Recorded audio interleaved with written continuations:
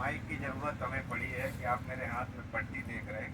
हाथ फ्रैक्चर है, आज सारी रात फीवर में रहे, खांसी जुकाम भी, लेकिन हमारे ज़िले के जिला महामंत्री श्री अरुण साकी जी का आदेश सुबह फ़ोन कि आपको चलना है, संयोजक जी अकेले आ रहे हैं। और आनंद फानंद में तैयार हुआ, स्टेशन पास में थी तो बैठ के आ गए।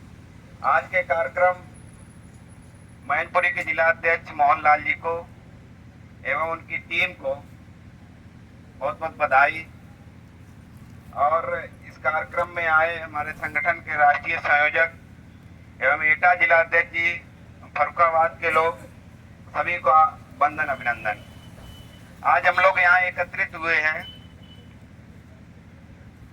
कि ठगी पीड़ित, इसके द्वारा जो शिकार हुए हैं, बहुत भोले वाले लोग, ये लोग जो ठग कर विदेशों में भाग गए हैं, ये ऐसी स्कीमों को लेकर आते हैं, ये ऐसे एजेंटों को ट्रेन करते हैं कि वो जब पहले एजेंटों को ट्रेनिंग दी जाती है।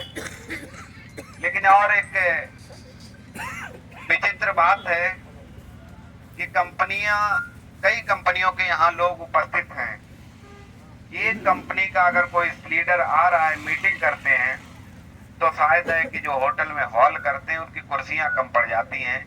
लेकिन आज जरूरत है सभी की लड़ाई को लड़ रही संगठन के लोग, संगठन के पदाधिकारी जब बुलाते हैं, भाई ये संगठन, हम चाहे राष्ट्रीय महासचिव हो, हमारे राष्ट्रीय संयोजक जी हो, किसी अपने स्वार्थ के लिए तो नहीं आप लोगों को बुला रहे हैं, आप लोगों की हक की लड़ाई लड़ रहे हैं।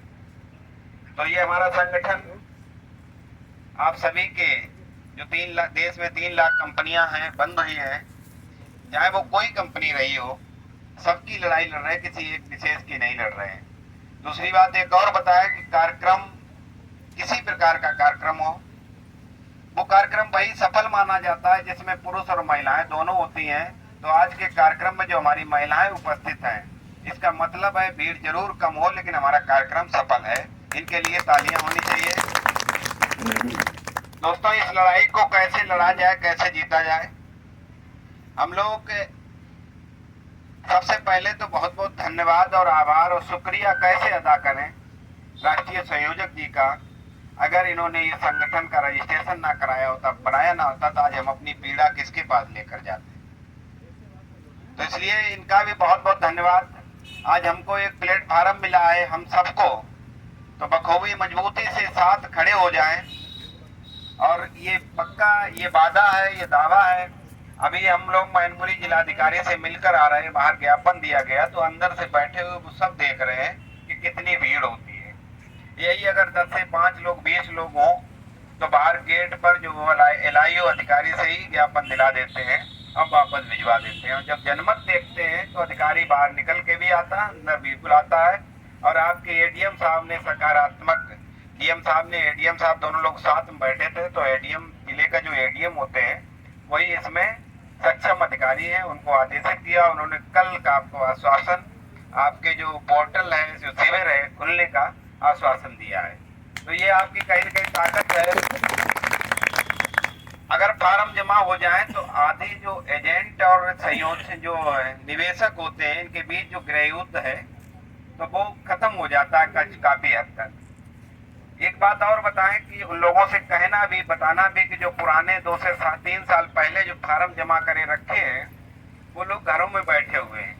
उनको लगता है कि हमारा फार्म जमा हो गया और हमारा भुगतान हो जाएगा। कतई ये गलत फहमी में वो लोग बैठे हुए हैं कि जो फार्म जिलों में जमा है, हम लोग बराबर, कोई भी जिला हो, जिलाधिकारियों से और सक्षम अधिकारियों से मिलते घूम रहे हैं, तो बेवकूफ नहीं है।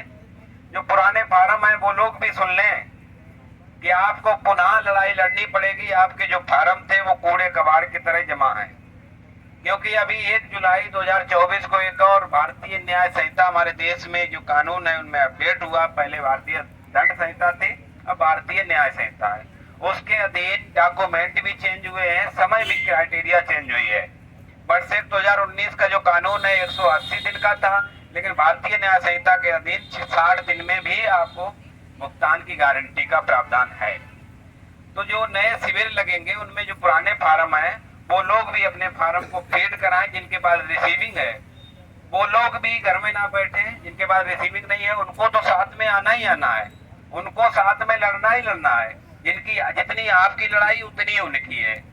जिनके हाथ में रिसीविंग है वो भी है, उनको भी अब घर से बाहर निकलना होगा कि जब 2 से 3 साल हो गए आपका भुगतान नहीं हुआ है तो आप कतई, क्योंकि आप उस देश में निवास कर रहे हो कि जिस देश का शासन प्रशासन इतना सोया रहता है कि जब तक कानों के पास, अभी 9 तारीख हम लोगों ने ढोल मजीरों का कार्यक्रम इसीलिए रखा था कि जिले के प्रशासन इतने सोए हुए मस्त में हैं, जब तक उनके कानों में ढोल मजीरे नहीं बजेंगे तब तक वो नहीं जागेंगे। तो हम लोग अभी जिलों के प्रशासनों को, जिले के अपने संगठन के लोगों को भी साथ साथ जगा रहे हैं और जगाते घूम रहे, लेकिन अब हमारे पास समय कम है। 1 मई हमारे सर पे आ गई है क्योंकि इतना बड़ा हम आंदोलन करने जा रहे हैं, राष्ट्रव्यापी आंदोलन है। उस आंदोलन को अगर जीतना है, उदाहरण आपको देते हैं, 2 कानून बहुत पहले 2019 में 3 देश में नए कानून आए थे। एक श्रमिक कानून, एक नई शिक्षा नीति और एक किसानों का कानून। आप लोगों को संज्ञान में है क्या? 3 कानून देश में आए थे। श्रमिक इकट्ठे नहीं हो पाए, श्रमिक मतलब मजदूर होते हैं, वो इकट्ठे नहीं हो पाए, लड़ाई को नहीं लड़ पाए, वो हार गए, कानून लागू हो गया। कानून क्या है कि एक मालिक कंपनी का किसी एक कर्मचारी के साथ अन्याय करता था तो सभी कर्मचारी इकट्ठे होकर उस मालिक के साथ धरना प्रदर्शन करते थे गेट पे, तो मालिक झुक जाता था। लेकिन 2019 में ऐसा कानून आया है कि वो अकेला मालिक चाहे 100 कर्मचारियों के साथ अन्याय करते, कोई आवाज नहीं उठा पाएगा क्योंकि उनके अधिकार छीन लिए गए। आप उस देश में निवास कर रहे हो, इस देश की जनता को कतई नपुंसक बनाने की तैयारी में शासन। मेरी बात थोड़ी कड़वी लगेगी लेकिन सच है। दूसरा कानून शिक्षा नीति। शिक्षक, स्टूडेंट, हम आप तैयार नहीं, लड़ नहीं पाए, नई शिक्षा नीति थोप दी गई। जो 2019 से पहले जो खर्चे होते थे जो पढ़ाई में, आज उनका 10 गुना बढ़ गया है।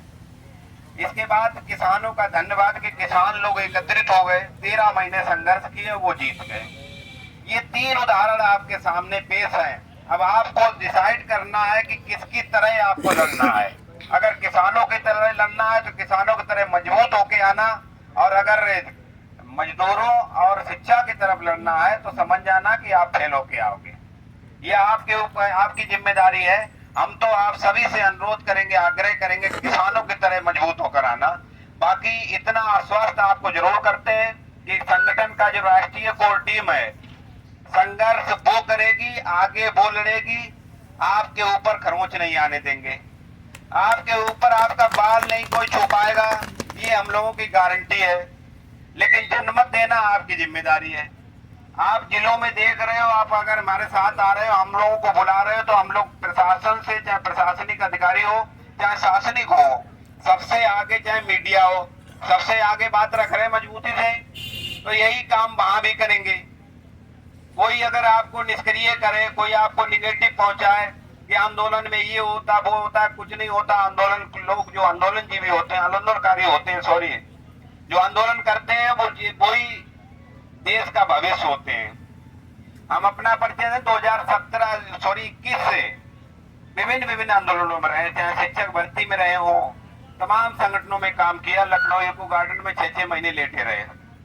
राष्ट्रीय संयोजक जी से भी हमने एक बार विचार किया था क्यों ना प्रदेश व्यापी आंदोलन खड़ा कर दिया जाए, लेकिन यहाँ के जिले की जो टीम थी वो पूरा 100% नहीं दे पाए। हम लोगों ने उसको पोस्टपोन कर दिया कि पूरी एनर्जी हम दिल्ली में खर्च करें चल के, पूरी एनर्जी हम दिल्ली में लगाएं चल के, जिससे कि हमारे साथ कामयाबी हो सके। क्योंकि ये सेंटर का कानून है, ये राज्य का कानून नहीं था। अगर राज्य का कानून होता तो हम लोग इको गार्डन में धरने पर बैठ जाते। तो हमें कहां से लड़ना है? दिल्ली सदन से। और दिल्ली सदन से लड़ने चलना है तो फिर उसी हिसाब से चलना है। और ये ना कहे कि हम अपनी गाड़ी में 5 या 6 लोग लेके आ जाएंगे, नहीं। हम लोग कंपनियों की मीटिंग कराते थे, एलआईसी के लोग बहुत अच्छे जानते होंगे, बहुत टिकटें खरीदते थे। किसी होटल में मीटिंग हो रही, जबरदस्ती भी टिकट दी जाते थे। जो लोग आपके सीनियर थे, जो लोग आपको टिकटें देते थे, उनका कॉलर पकड़ के घसीटो कि जितनी हमको टिकट देते थे उतनी संख्या आप भी करो, हम भी कर रहे, और दिल्ली चलिए।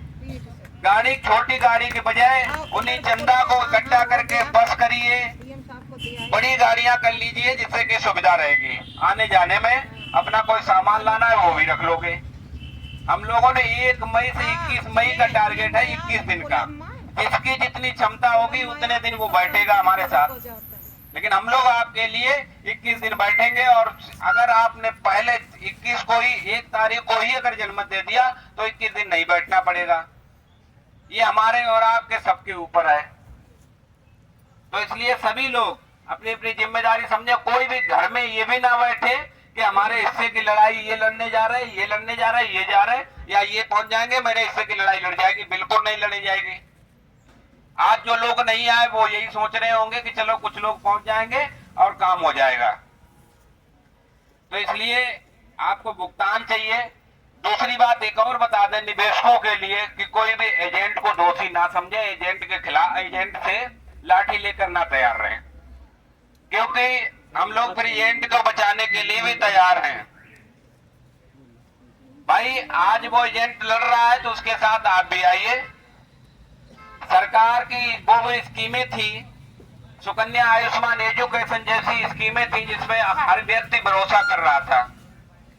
जिले के प्रशासन, जिले के मुख्य प्रशासनिक लोग ब्रांचों के फीते काटते थे, एम्बुलेंस को झंडी दिखाते थे। तो जब प्रशासनिक जिले का जिलाधिकारी या सीडीओ या कोई भी रहा हो, जब वो फीते काटते तो क्यों नहीं विश्वास किया जाएगा। एटीएम लगा रहे, एटीएम में कोई भी मशीन है, कोई किसी भी बैंक का एटीएम लगाकर पैसा निकाल रहे हो तो कहीं ना कहीं तो रिलेशन है भाई। पिता का पैसा लड़का ही दे पाएगा, भाई दे देगा, लेकिन पिता का पैसा कोई दूसरे गांव का नहीं दे देगा। तो मेरा ये उदाहरण है कि पिता का अगर पैसा लड़का और चाचा या भाई दे रहा है तो कहीं ना कहीं ये जो एटीएम मशीनें थी इनके भी, इन बैंकों जिनके कार्ड से लगकर पैसा निकल रहा तो उनके पिता और भाई वाला रिश्ता था। इसलिए मेरे साथियों, निवेशक लोग खासकर देश में अभी एलयूसीसी जो है इसमें कम से कम 6 करोड़ लोग निवेशक हैं। ज्यादा नहीं कह रहे, 6 से अगर 5% भी लोग आ गए इस कंपनी के तो जीत आपकी झोली में हम डालेंगे, ये मेरा दावा है। सभी को मेरा जय हिंद, जय भारत, जय भारत।